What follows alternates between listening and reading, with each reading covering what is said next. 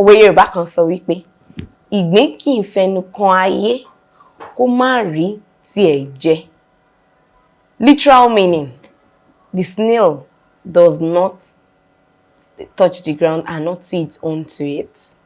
Ìyẹn ni pé ó lè máa wò pé àwọn ẹgbẹ́ mi wọ́n di gbá, wọ́n di irú. Ẹgbẹ́ mi ó ti kọ́lé, ẹgbẹ́ mi ó ti ra mọ́tò, èmi mo ṣì wà ń bí. Iṣẹ́ ṣàmà ni mò ń ṣe, wọn máa sanwó fún mi dáadáa. Àbí tọrọ kọ́bọ̀ ni mò ń rí tà lójoojúmọ́.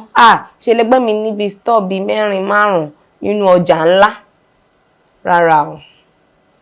Tó bá ṣì ń ṣe nǹkan tó ń ṣe, kò bá jẹ́ pé ó dàbí pé ó slow.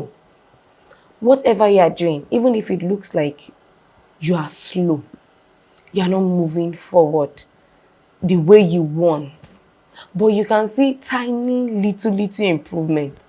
One day, you too, that success that you want, it will come to be.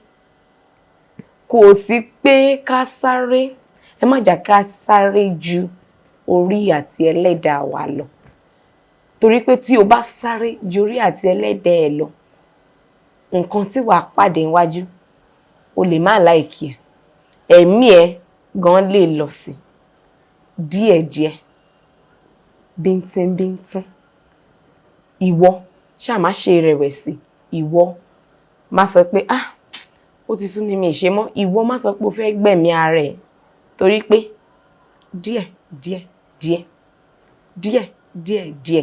àkókò jọra wọn o. Kí ni òwe yẹn? Ìgbín kì í fẹnu kán ayé kó má rí tiẹ̀ jẹ.